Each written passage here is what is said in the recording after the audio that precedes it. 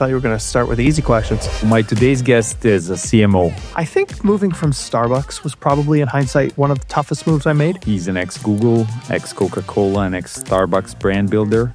One of the first things I had to work on was a big mass media campaign. I had to learn how to do a TV ad and a radio ad, and it was great. And I had a natural curiosity and a desire to learn. He's also a startup advisor and instructor at the Schulich School of Business here in Toronto. If the company loves me and I don't want to work for the company, that's not going to work.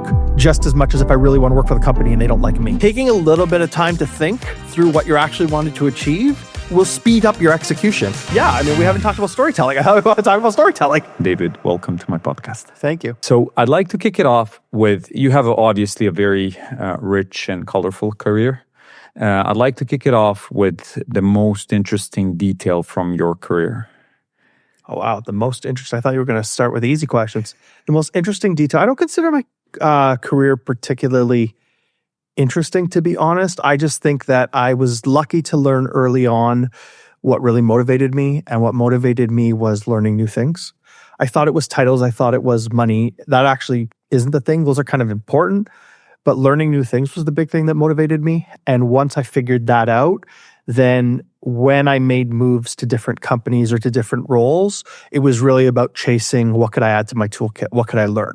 I love solving, really tough problems, and I love learning new things. And so the most interesting part about me, I guess, about my career would be that it's very nonlinear at a time when business schools said, if you're in marketing, first you become assistant brand manager, then you become brand manager, then senior brand manager, then junior director. Then, it was traditionally a very linear path. And I didn't do any of that. I interned for 2 summers at Procter & Gamble and decided I didn't like CPG, and then went to go work for a .com, graduating in 2000. So I got to see everything about the rise and fall of .com 1.0. But again, chasing the things that, what could I learn? What was interesting? What new problems could be solved?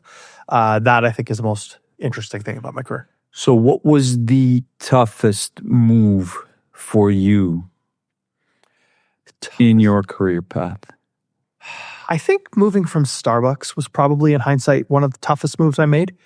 And that was simply because, I loved working at Starbucks. The people were fantastic. The culture was amazing. I was getting free coffee and drinking a lot of it. Everything was great about Starbucks. But the reality is that I knew, again, on the whole spirit of chasing learning, I knew I wanted to be, a senior level marketer or a GM one day.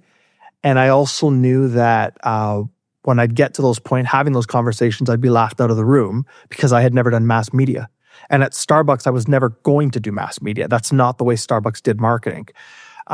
They dabbled a little bit, in subsequent years. They did a couple of television commercials, not terrific ones in my opinion, but they've done, some mass media lately. But really, Starbucks was about one-to-one connection and local marketing and all community stuff. And all of that was really important to learn. But I needed to learn how to do a TV campaign, how to do a radio campaign, how to do 360 campaign. And so when I left Starbucks, it was directly to go to a company. I left that for Yum Brands to manage the Pizza Hut dine-in and pasta businesses. And one of the first things I had to work on was a big mass media campaign. I had to learn how to do a TV ad and a radio ad, and it was great. And my very first TV ad ever won a global award from the CMO. CMO at the time, interestingly enough, it was Brian Niccol, who's now the CEO of Starbucks. But that campaign won an award for best insight-driven ad. And so I learned how to do television ads that were focused on, insights and starting from something core and then communicating that well. And again, loved Starbucks, but knew that if I wanted to grow my career, I had to leave. That was probably the toughest move. So how did you win your spot in the Yum Brands company? How did you convince them that without the experience of having the... It was luck, actually. I think a lot of my career has been defined by good timing and luck. A recruiter reached out to me, and I was doing my MBA part-time while I was at Starbucks. I completed that. And my MBA thesis project was on a restaurant company. And so I had some kind of experience there. I was working at Starbucks, And Yum at the time, companies kind of go up and down on this, but Yum at the time really valued MBAs. And so I just finished MBA in Schulich's, a top-ranked business school in Canada. And I just finished my MBA there. I'd worked at Starbucks, which is a top company.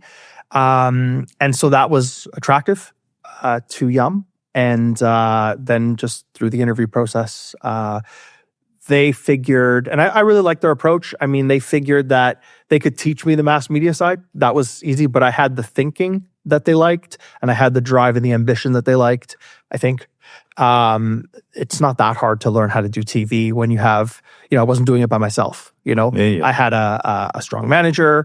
I had a great agency partners.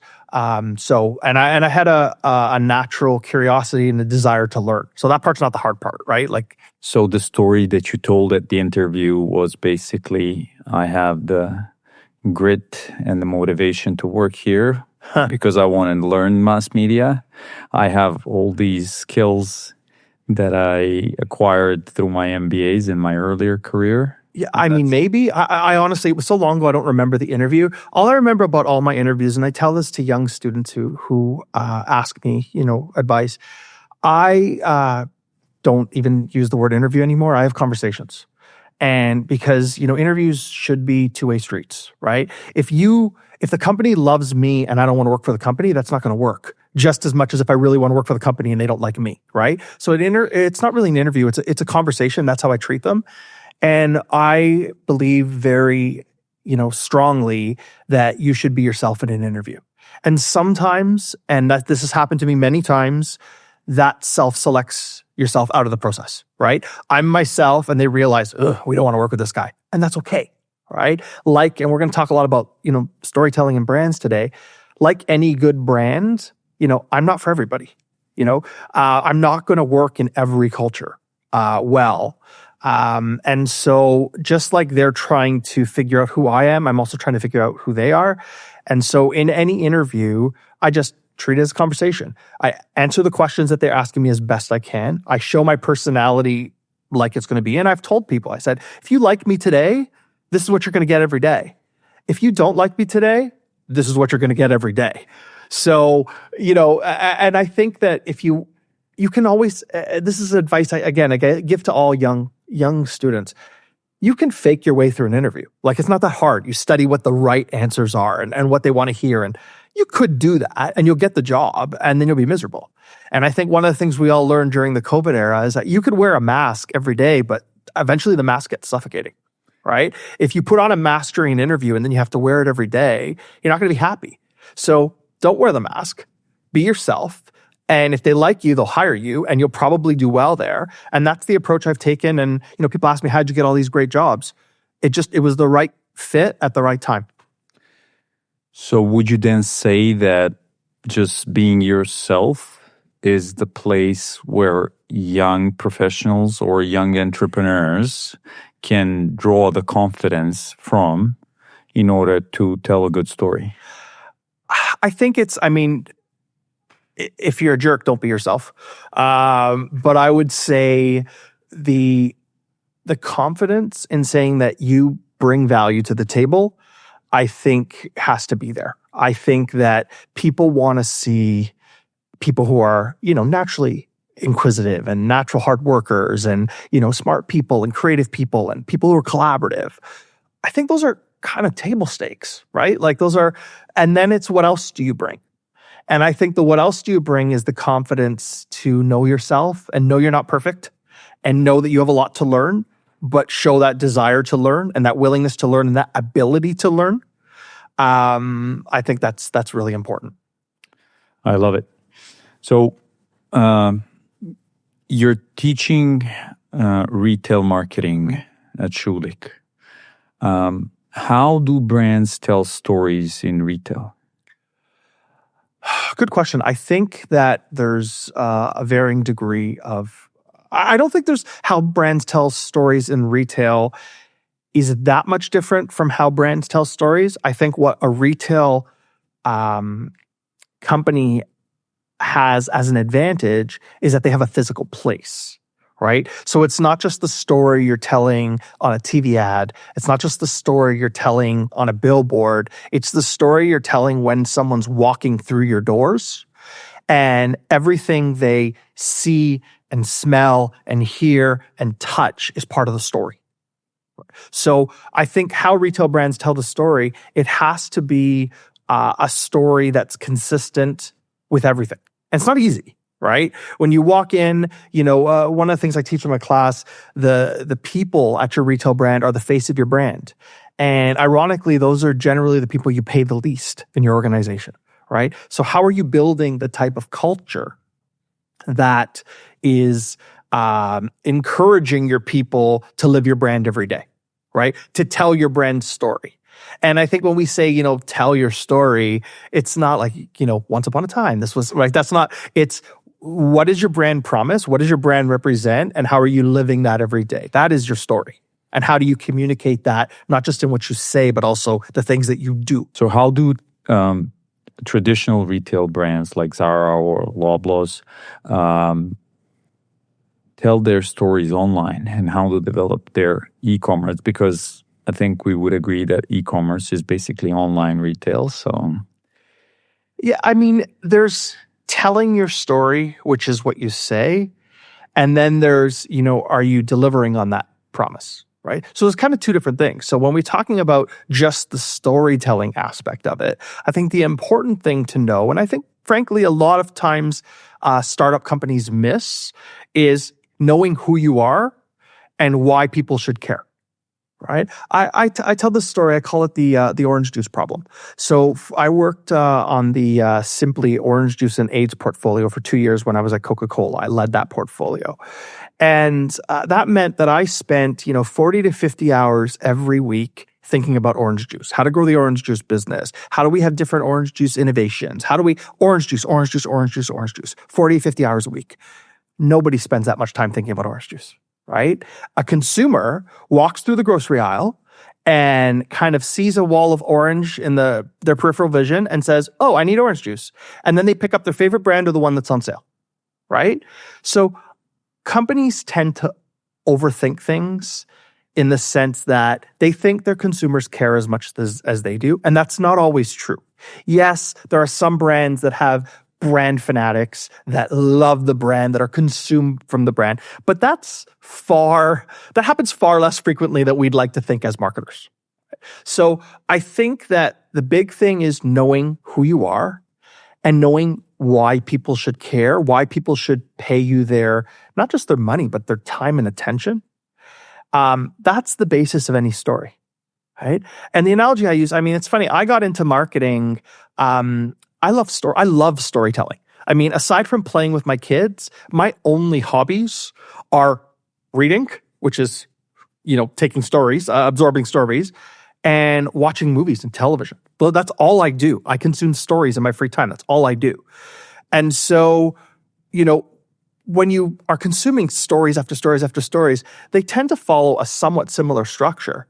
But you have to get people hooked at the beginning, right? You're watching a movie, and the movie doesn't have, if it's a 2-hour film, most movies don't have an hour and a half to get you hooked, right? People will walk out of the theater, they'll turn off their Netflix, whatever it is. So why people should care? Sometimes that's the trailer, right, to a film. Here's the hook, why people should care. I'm planning to go this weekend to see the new Jurassic Park film. Do I know what's going to be? Yeah, it's going to be very formulaic. We've seen 5 of these films already, right? I don't expect any huge surprises for this film, but I know what I'm getting. I know what to expect, and the story that's going to be told is something that I want to see how it ends. Right? Can I expect how it ends? Yeah, probably.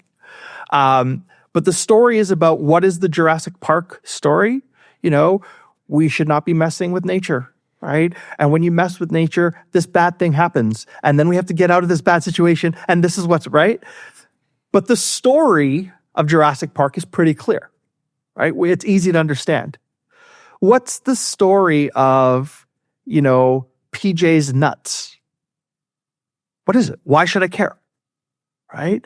So that's the problem that a lot of brands have, is that they don't understand why they're really different and why consumers should care. And that, I think, is fundamentally the basis of the story. You have to know yourself. I cannot agree more. With such with such a big experience that you have, and with many startups that you helped with, what would be your recommendation of one single thing to focus on when they craft a pitch? I think it's to be brutally honest about who you are and what value you represent. I remember I was doing a consulting assignment with one company, a software development company. Great group of founders. They were all very technical founders, so all programmers. And so they brought me in to kind of build out their messaging and whatnot. And so I did I have a whole process, and I did some interview. I interviewed a bunch of their core people, and asked them all a bunch of different questions about who they are, what made them special. And I was talking to one of the founders, and I said, like, what makes you different? And they said, well, I think we really work well and work really closely with our clients to arrive at the solution. And I looked at them and I smiled a little bit and I said, do you think your competitors say, well, we're terrible at working with our clients? Right? That they thought it was a huge point of differentiation, but it wasn't. It was table stakes.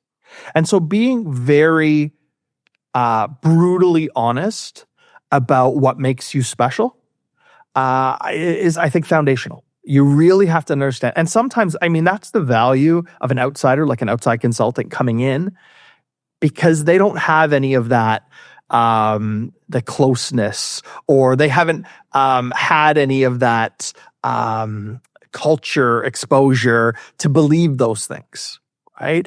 They're coming in and they're saying, the founder's saying one thing, and we're like, I don't see that. Or worse, the founder's saying one thing, and I'm like, that's interesting because you say this, but you're doing this, and there's a conflict there. Right? So I've seen that a few times. And I think that's really important. I think the most important thing would be, again, being brutally honest about who you are and why people should care. If we want to enter a new space, a new market, launch a new business in the existing market, or a new portfolio extension, we have to think about how to do it. We have to figure out the strategy. And then once we put that on a piece of paper or a PowerPoint slide, we then go out and execute, either by ourselves or with our teams, depending on how big the organization is. How is that dynamics between the strategy and execution important, and where would you think an accent should be placed, strategy or the execution, in order to break the clutter? I feel like it's a trick question because you absolutely need both. I think the bigger problem is that people want to jump straight to the execution, straight to the tactics. I see this a lot with startup companies, particularly companies that don't really get marketing. There are a lot of SaaS companies, for example. They want to jump into, okay, we want marketing, we want lead generation. And of course, you need lead generation, you need sales. Sales is what brings in the revenue that makes everything work. But at the same time, if you're jumping straight to execution without taking a minute to think about, why are we doing these things? What are we hoping to achieve? What should we not be doing because we have finite time and resources? A lot of people like to skip that step. And I think that's the hustle culture. Let's do. Sometimes when you take a few minutes to think about what you should be doing, you save months of time doing things that were completely ineffective, complete waste of time. So the perfect recipe would be think at least a little bit and then go and hustle and execute. You need both. I don't think it shouldn't be one or the other. It should if Oh, yes. all you're doing is thinking and you're never executing, your business isn't going to do very well, right? Yeah. You're just spending a lot of time creating PowerPoint decks, not generating revenue.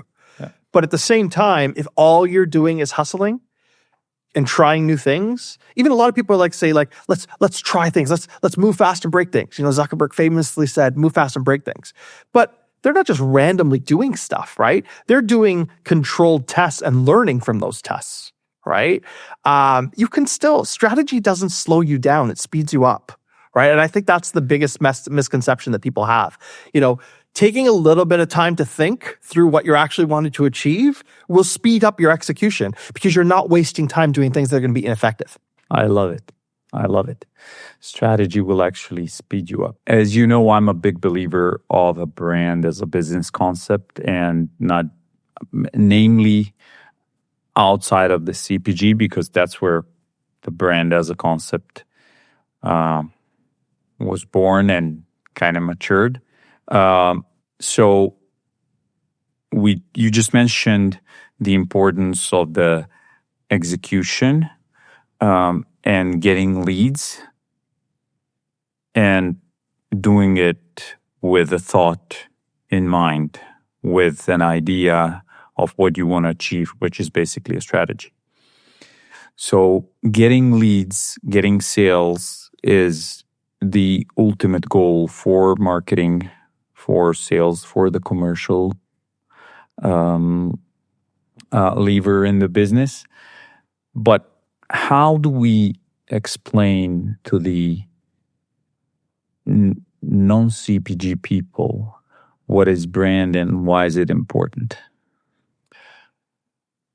I think there's a fundamental misunderstanding first, even before we get to brand. There tends to be, outside of CPG, because I think CPG trained folks understand this, I've come to call it big M marketing, right? And big M marketing is simply the marketing that we all learned. Marketing has 4 Ps, and marketing basically is controlling the business. It's running the business, it's running the P&L, right? And under that P&L, you are controlling product, and you are controlling price, and you are controlling place, and you are controlling promotion. That's big M marketing. But a lot of people have reduced the marketing function to just one of those Ps, which is promotion, to just advertising. The tech companies are very guilty of this. They separate product out as a completely separate division. They're like, well, no, we need product to understand the consumer. Well, that's always what marketers have been doing, right? Understanding the consumer, figuring out what the consumer needs, building products that make for that.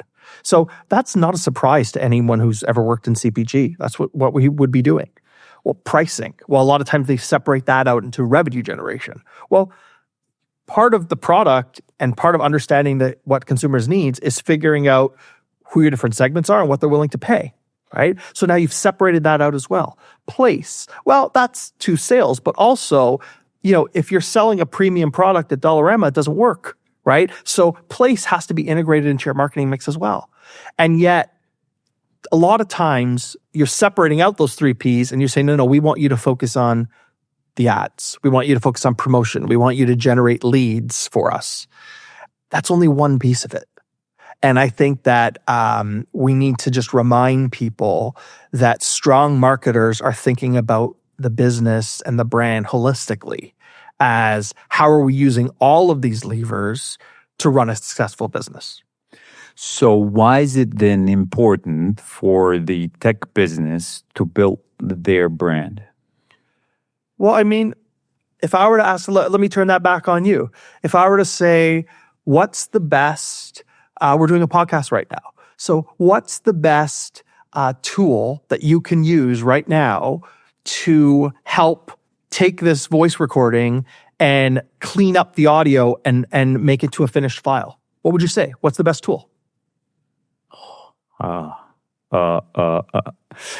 Probably.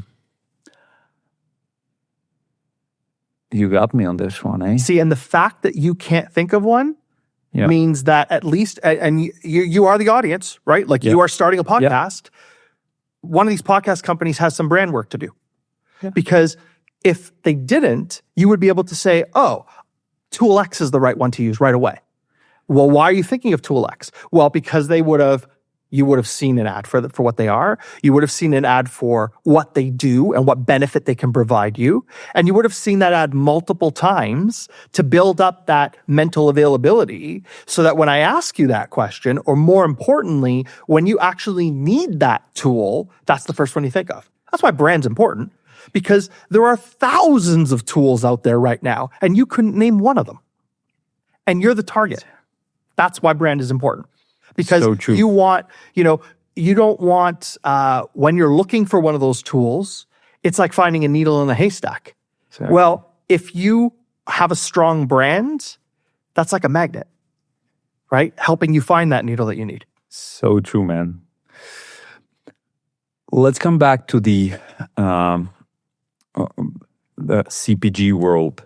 How different is it in your experience to build a new brand or to grow the mature brand, the big brand, or to revitalize the established brand? So 3 different scenarios, but sharing a lot of commonalities. When you're building a new brand from scratch, one of the biggest problems you have is nobody's ever heard of you. Probably in line with that, unless you're building a new brand in an existing corporation with lots of money that's going to overinvest in it, then you don't have any money. Then you have to be small and scrappy and, how do you do that thing? But it's not impossible, right? There are lots of examples of brands that have built great stories being small and scrappy. One of my favorite examples, I use this example in the class I teach, Dollar Shave Club. Years ago, when you think about how that started, right? They put together a really wacky ad that was really wacky, but also hilarious.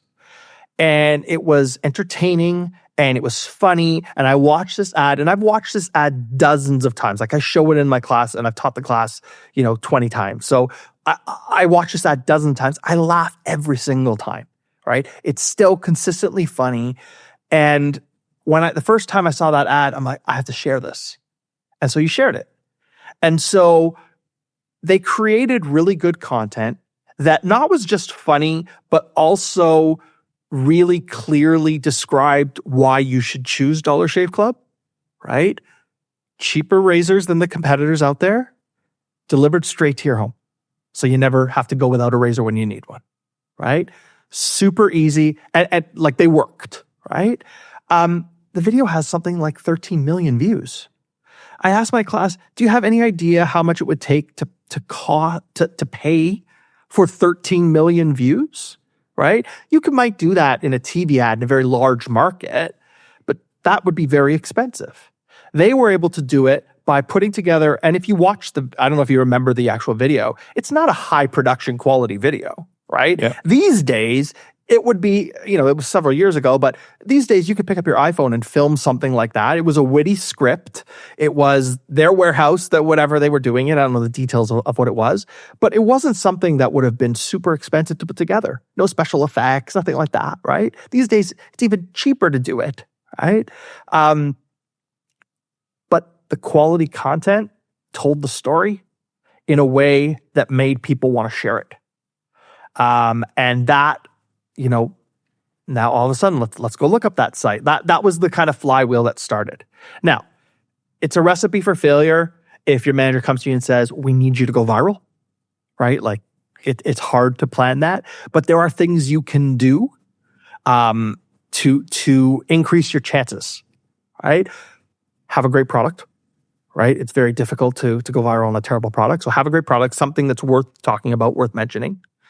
Then, we like to think, let's just make a great product and put it out there and go. Well, no, you do actually have to have money to fuel the fire, right? The mistake a lot of people make is it's not good enough to create a great video, put it on YouTube, share it with your friends and family, and think that's going to be enough. Like some paid media to get people outside of your immediate circle to see it is going to be important, right? But stunts work. Right now, I'm really excited. I'm a big Superman fan, and I'm really excited about the upcoming Superman film. And I just saw yesterday a stunt where in London, they had a life-size Superman, all dressed up, mannequin, whatever it was, suspended between 2 towers in London, right? So people are looking up and they're seeing a flying figure, a very recognizable Superman costume hovering in the sky, right? How did I know about that? Not living in London. Well, of course, everybody's reporting on that. It's a cool stunt, right? Gotcha. So how are these little brands doing these cool stunts that are getting talked about, that are getting earned media? How are you fully leveraging what paid dollars you have to be really effective? There are lots of things you can do as a startup brand, but it's really about being super strategic and very creative because you don't have all the time and money in the world. When you're an established brand, I think the problem's a little different.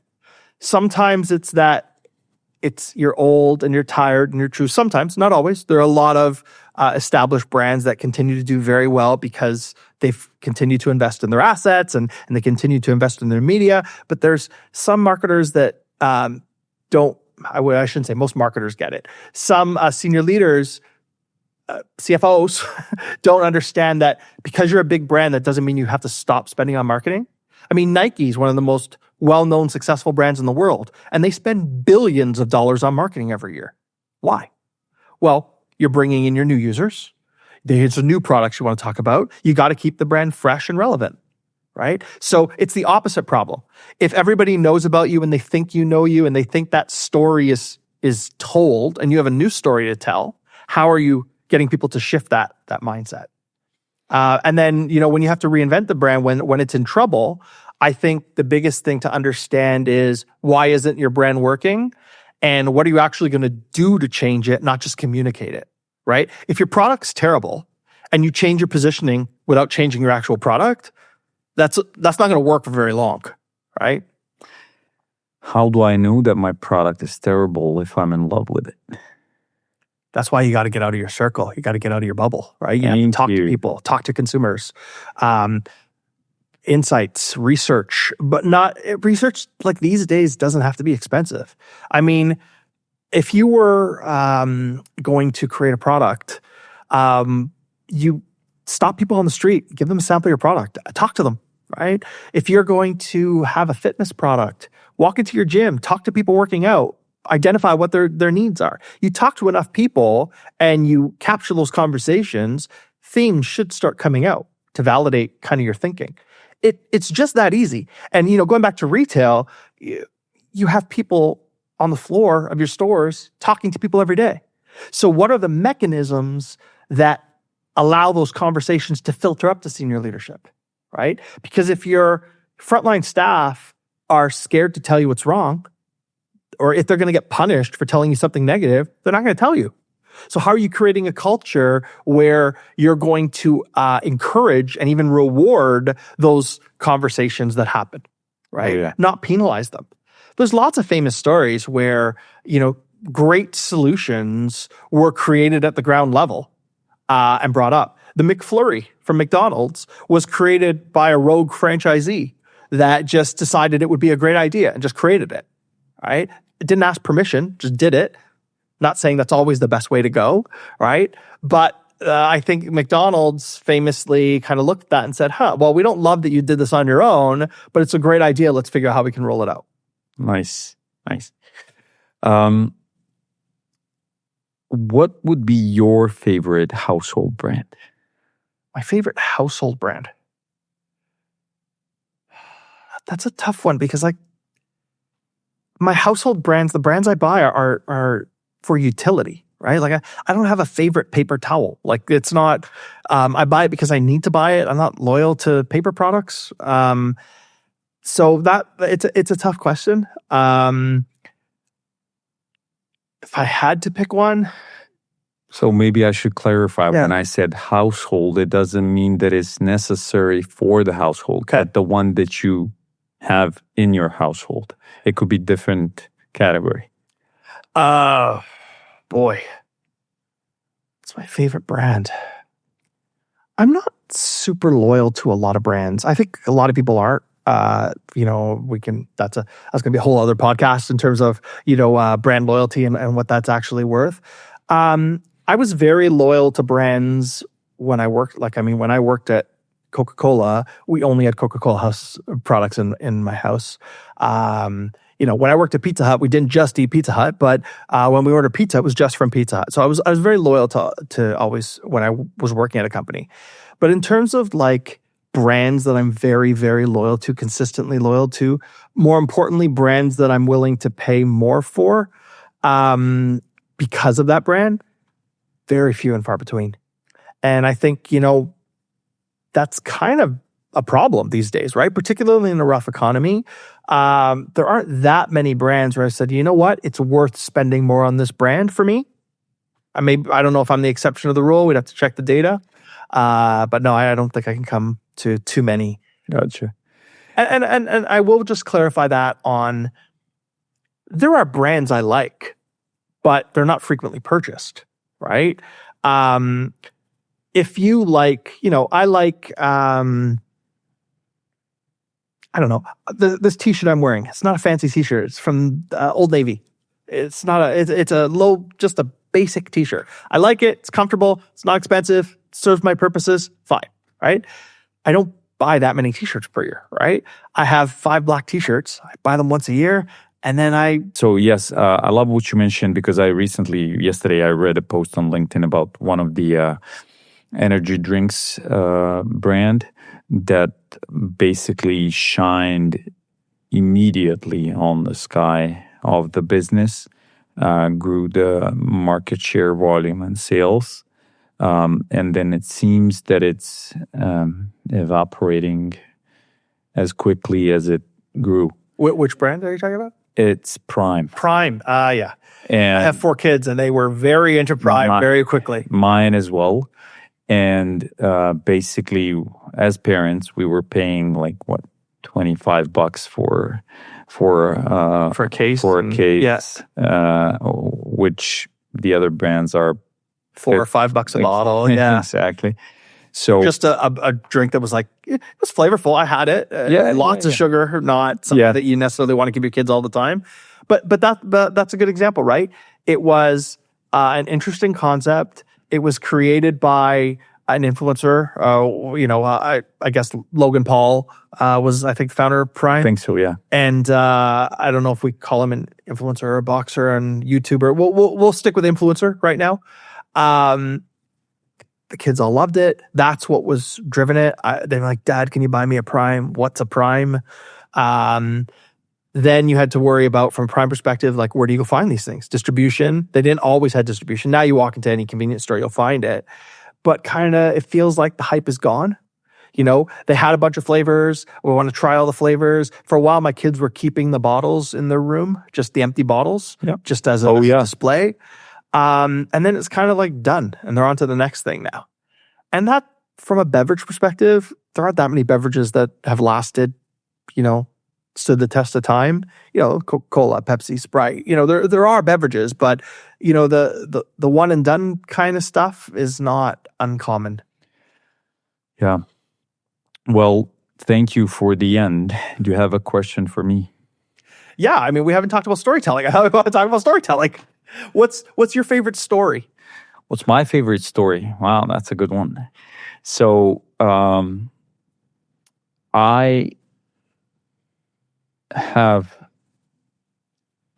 a few favorite books because I love reading biographies and learning from other people's examples. In Serbian, we have a saying, and I'm sure we have it in English, like, don't be stupid and learn on your own mistakes. Be smart and learn on others people's mistake. I have a built on that one because I don't think no one is as smart to learn only on other people's mistakes. I think we have to go through our own experience and learn from our own mistakes. But in order to be smarter, I'm reading a lot of different interesting biographies. And with that said, one of my favorite stories is David Goggins' story. Yeah. Just because, hurt me. Yeah. Just because, and he has another, the second book that he talks about everything that he did in the extreme sports. I just think, going through hardships in a childhood and then raising to be one of the top in the world in whatever discipline is a huge thing. And if we look at the brands, I'm not an iPhone guy. I like their story as a business, not necessarily as a brand. But I think Tesla's story is great. And the way that up until maybe recently. Well, we're not going to get into politics, but even not getting into the politics, though, I think it is the story got hijacked. Right? Okay. I would say that the Tesla story was about a very cool, innovative car. Let's take aside the founder and his antics and his very polarizing behavior. I would say, though, that the Tesla story, which is they basically forced every other manufacturer to get into the electric game, right? Like it's hard not to say that if you look through, they were the cool electric car. Yep. I don't think they were I'm not a car guy, so you can correct me on this, but I don't think they were the first ever electric car, but they were like the first electric car that was kind of, this is kind of cool. Right? This isn't just about saving the planet. It's about saving the planet and having a cool-looking performance car while you do it. Yep. And they basically forced everybody else to up their game. And so I think that the car industry, the electric industry, I would say owes a lot to Tesla from that perspective. But when the founders started going off or whatever, like the Tesla story took a hit. And you had people literally putting bumper stickers on their car saying, I bought this before, Elon Musk, did what they did or said what he said, right? People were vandalizing Teslas as a protest against Elon Musk and his behavior and his support of Trump. And so without getting into the political side of it, what I would say is that the Tesla story kind of got hijacked and became the Elon Musk story. And a lot of times, I think a lot of founders are very closely associated with the companies that they founded. It's hard to think of Facebook or Meta without thinking about Zuckerberg. It's hard to think of Google without thinking of Larry Page and Sergey Brin. I think it's hard to think about Tesla without thinking of Elon Musk, even though technically he wasn't the founder, depending on where you are on that. But he was the one who basically brought everything together, brought it to life. And so those stories were intertwined. And one of the stories, when it kind of derailed, it basically took Tesla down with it. So that's a bit of a cautionary tale, if you will, right? No, I love the perspective. And I also think I'm glad that you mentioned, because we're also hearing a lot about how do you build a personal brand and the whole gist around that. I think, and again, for the startup founders, I think they have to be aware of what you just mentioned, that their behaviors and their character and their actions are actually impacting the perception of the brands, of the companies that they're building, as much as they have to be cautious and try to separate the two as much as possible. Now, I'm not sure when you're in an early stage company, you can have that separation, right? Like it's very, very difficult. And I think the founder story is very powerful, but I would even extend it a little bit further than that. When brands start engaging with celebrities or with influencers, as soon as you tie up with a celebrity or an influencer, you are tying up with whatever they do, positive or negative. Coming back to the story of the strategy and execution, in order to build the brand, you need to create the brand values, which should be at least a little bit separated from the founders. I don't know if I fully agree with you there. And here's why.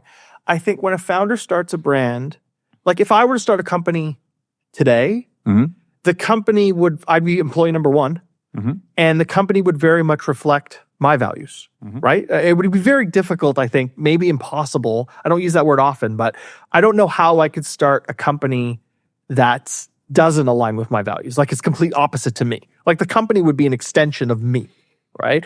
And then what would naturally happen is you tend to hire people that you need, whether it's salespeople or engineers or whatever it is, depending on the companies but they would still kind of follow the same values and same, because when you're working so closely right off the bat, ideally you want culture add, but it's not going to be that radically different because you wouldn't be able to work together, right? In order to get stuff done. And so I think that any company that gets started by a founder is going to be an extension of their personality, for better or worse. I think, though, that doesn't have to be a bad thing. I think, I'll take the example of Google, right? I was just listening to a podcast, actually. I worked at Google, but I was also just listening to a podcast on my way up here on Google's founding, the Acquired podcast. If you don't, it's fantastic.